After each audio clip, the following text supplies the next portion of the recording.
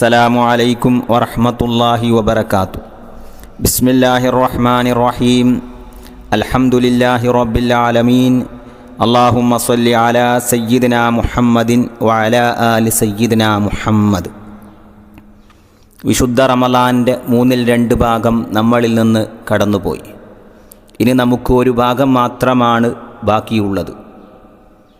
റസൂലുള്ളാഹി സ്വല്ലല്ലാഹു അലൈഹി വസല്ലമ തങ്ങൾ ലൈലത്തുൽ ഖദറിനെ കൊണ്ട് കൂടുതൽ പ്രതീക്ഷിക്കാൻ വേണ്ടി ഉണർത്തിയ ഹദീസുകൾ നിരവധിയുള്ള അവസാനത്തെ 10 ദിനരാത്രങ്ങൾ.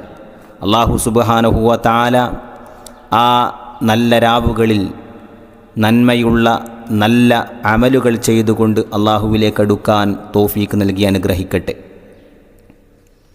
അനസ് റളിയല്ലാഹു അൻഹു നിവേദനം ചെയ്യുന്ന ഹദീസിൽ കാണാം, അൽ അമലു ഫീ ലൈലത്തുൽ ഖദർ, ലൈലത്തുൽ ഖദറിൽ ചെയ്യുന്ന അമലുകൾ, വസ്സദഖത്തു സദഖ, വസ്സലാത്തു നിസ്കാരം, വസ്സകാത്തു സകാത്തു, അഫ്ളലു മിൻ അൽഫി ശഹർ, 1000 മാസത്തേക്കാൾ ഏറ്റവും ശ്രേഷ്ഠതയേറിയതാണത്.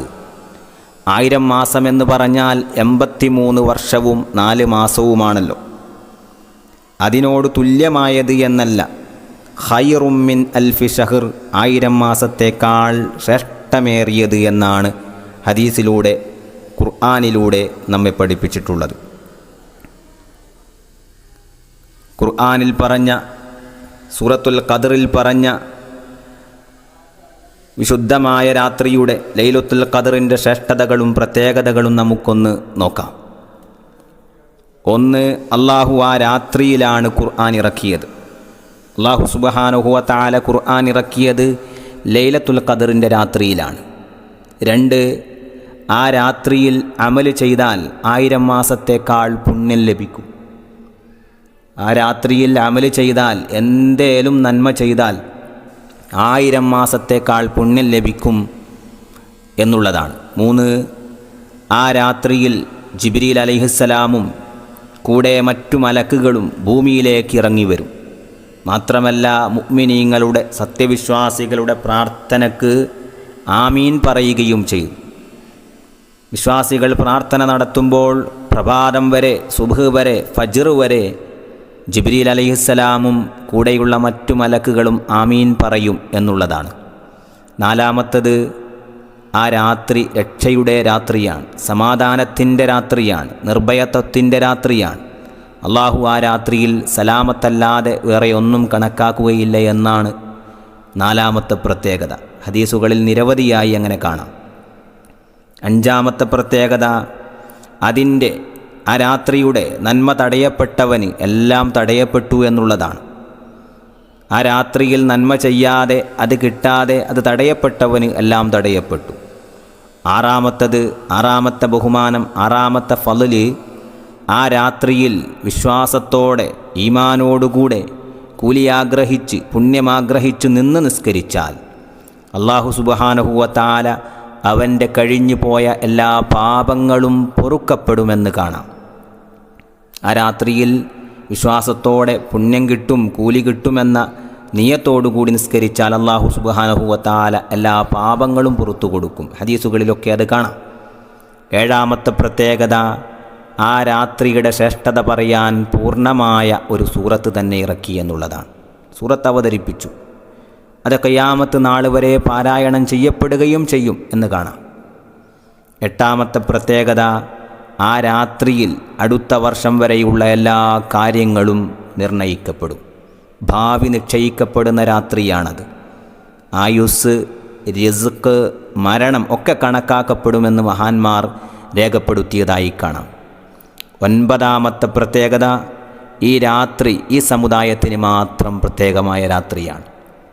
മുഹമ്മദ് മുസ്തഫ സ്വല്ലല്ലാഹു അലൈഹി വസല്ലമ തങ്ങളുടെ ഉമ്മത്തിന് മാത്രം പ്രത്യേകമായ രാത്രിയാണ് ഈ ലൈലത്തുൽ ഖദ്ർ എന്ന രാത്രി. അതിന് 2 കാരണങ്ങൾ പറയുന്നു.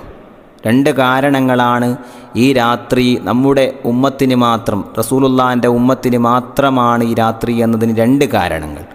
ഒന്ന്, അത് അള്ളാഹുവിൻ്റെ ഔദാര്യം കൊണ്ട് കിട്ടിയതാണ്. അള്ളാഹു പ്രത്യേകമായി ഈ ഉമ്മത്തിന് ഗുണം ചെയ്തു, അതുകൊണ്ട് ആ രാത്രി ഈ ഉമ്മത്തിന് ലഭിച്ചു. രണ്ടാമതായി പറയുന്നത് ആയുസ്സു വളരെ ചുരുങ്ങിയ സമുദായമാണ് മുഹമ്മദ് മുസ്തഫ സല്ലല്ലാഹു അലൈഹി വസല്ലം തങ്ങളുടെ ഉമ്മത്ത്. 60-ൻ്റെയും 70-ൻ്റെയും ഇടയിലാണ് ആയുസ്സെന്നാണ് റസൂലുള്ളാഹി സ്വല്ലല്ലാഹു അലൈഹി വസല്ലം തങ്ങൾ തൻ്റെ ഉമ്മത്തിൻ്റെ ആയുസ് വിവരിക്കുന്നതായിട്ട് പറയുന്നത്. അപ്പോൾ ആയിരക്കണക്കിന് വർഷങ്ങൾ ജീവിച്ച കഴിഞ്ഞ കാലത്തെ സമൂഹം, ഒരുപാട് വർഷങ്ങൾ ജീവിച്ചവർ ഒരുപാട് കാലം അള്ളാഹുവിലേക്ക് ഇബാദത്ത് കൊണ്ടടുത്തവരാണ്. അപ്പോൾ ആയുസ് ചുരുക്കപ്പെട്ട ഈ സമുദായത്തിന് അള്ളാഹുവിൻ്റെ ഔദാര്യം കൊണ്ട് ഇങ്ങനെ ഒരു രാത്രി നൽകപ്പെട്ടു എന്ന് കിതാബുകളിൽ കാണാം. ഈ രാത്രിയിൽ പ്രധാനമായും ശ്രദ്ധിക്കേണ്ടത് 3 കാര്യങ്ങളാണ്. ഒന്ന്, ഈ രാത്രിയുടെ പുണ്യം ലഭിക്കാൻ പരമാവധി ശ്രമിക്കുക.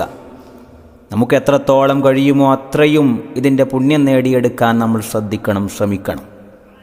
രണ്ടാമതായി ഖിയാമുൽ ലൈൽ നിന്ന് നിസ്കരിക്കുക. രാത്രിയിൽ ഒരുപാട് നേരം നിസ്കരിക്കുക. ഒരുപാട് ശ്രേഷ്ഠതയേറിയതാണ് ഈ ലൈലത്തുൽ ഖദറിൻ്റെ രാവുകളിൽ നിസ്കരിക്കുക എന്നുള്ളത്.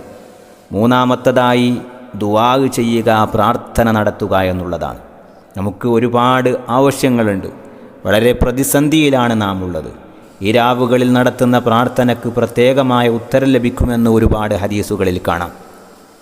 ആയിഷ ബീബി റളിയല്ലാഹു അൻഹ റസൂലുള്ളാഹി സ്വല്ലല്ലാഹു അലൈഹി വസല്ലമ തങ്ങളോട് ചോദിച്ചു, ലൈലത്തുൽ ഖദർ ഏതാണെന്നറിഞ്ഞാൽ ഞാൻ എന്താണ് നബിയെ ചൊല്ലേണ്ടത് എന്ന്.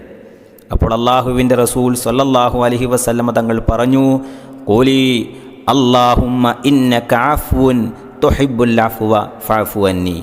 ഖൂലി, നീ പറയണം, നീ ചൊല്ലണം, അല്ലാഹുമ്മ ഇന്നക അഫ്വു, അല്ലാഹുവേ നീ മാപ്പ് ചെയ്യുന്നവനാണ്, തുഹിബ്ബുൽ അഫ്വ, നീ മാപ്പിനെ ഇഷ്ടം വെക്കുന്നു, ഫഅഫു അന്നി, എനിക്ക് നീ മാപ്പ് ചെയ്യണേ, എനിക്ക് നീ അഫ്വ് ചെയ്യണേ എന്ന പ്രാർത്ഥന അധികരിപ്പിക്കുവാനാണ് മുഹമ്മദ് മുസ്തഫ സ്വല്ലല്ലാഹു അലൈഹി വസല്ലമ തങ്ങൾ ആയിഷ ബീവിയോട് ഉണർത്തിയത്.